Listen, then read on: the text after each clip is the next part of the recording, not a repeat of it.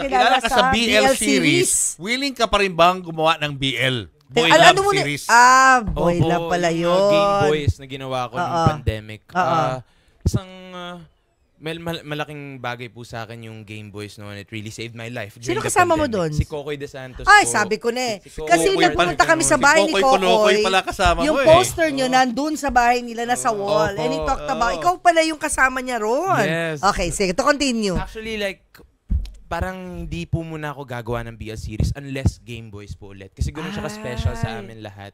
And also, like, recently din, dun sa interview with Kuya OG Diaz, nagsabi din po ako na I won't be accepting any queer roles muna for now to give more opportunities to other queer actors because there's a lot out there that are very good. And yun, parang kung tinanggap ko, maagawan yung mga tao to represent themselves, diba? So, mabuti na pong huminga muna ako from well said. At saka napatunayan mo na eh, nakaya mo eh. Thank you. So, di ba, yung iba naman, ano ba ang dream role mo? Yung super challenging na, pag ito nagawa ko, yung tipong ganon. As an actor. Dati kasi yung dream role ko is to portray someone who's mentally or physically disabled. And I got to do that already sa Kiss with the Heart. But ngayon, ang pangarap ko lang po, very simple, mag-comedy. Lagi na lang ako umiiyak po, namamatay, binubugbog sa mga ginagawa ko. So, para ka si Kokoy na komedyan, di ba? May comic side. Si Kokoy, di ba? Kaya mo Sana, challenge po siya. They say that comedy is the hardest genre. And hindi ko pa siya nasusubukan, maliban sa mga theater sa ibang mediums. Pero gusto ko siya matry sa pelikula o sa TV. Sino ba idol mo na komedyante? Ako paborito ko yung Okidoki Dok ni Kuya Age. Babalu, syempre. Redford White. Classics, no? Opo, yun yung mga idol na komedyante talaga. Malay mo, sa susunod na balik mo rito, ang isusumbong mo na sa amin ay nasa isang comedy role ka na. Isusumbong ko sana. Elijah, anong Pasko para sa'yo at ano yung mga hindi mo makakalimutan pagdating ng Christmas? Ang pamilya. Pamilya lang po talaga. I think, especially sa Philippines, ang mga Pilipino, identity natin kapag Pasko ay to spend it with family and to celebrate it with family. Because of course, it's all about the Lord at the end of the day and all about the family. Kaya ang hindi ko makakalimutan, maliban sa sama-sama kami ng pamilya ko, ang dami ng handa.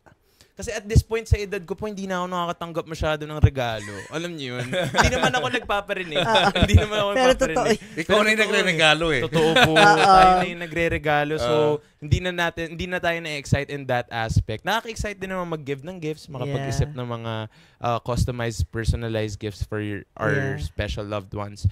Pero other than that, yun lang talaga. Yung handa na talaga yung ina-expect ko. Last na, anong wish mo ngayong Pasko? Wish ko, honestly, corny to, pero lagi ko po sinasabi, world peace. Totoo, like, naman. Mabigat talaga ang mga nangyayari ngayon. Medyo far-fetched siya sa buwan ang klaseng pangarap na yun. Kung sa bansa na nga natin, wala nang peace eh. What pa sa world? No? Alam mo yun? Totoo po. Meron naman peace, depende. Inner peace naman. Peace ng siguro, kanya-kanyang tao. Peace be with you. And dagdag ko na rin po, manood kayo ng Uninvited. Yun. Magkakaroon ba kami ng peace of mind dyan? Anyway, invite mo na sila. Yun, maraming salamat po ulit for having me. Anytime. Iniimbitahan ko po kayo lahat ng manonood na manood po ng Uninvited, directed by Dan Villegas, starring Vilma Santos, Aga Mulak, Nadine Lustre, Mylene Dizon, Tirso Cruz, Ketchup Eusebio, Gio Alvarez, Cholo Barreto, Gabby Padilla, Ron Angeles. Am I missing anyone? Sa sobrang dami po, baka may nakalimutan Julius ako. Baba o Christine Baba. Hindi nyo alam, may cameo na rin po sila.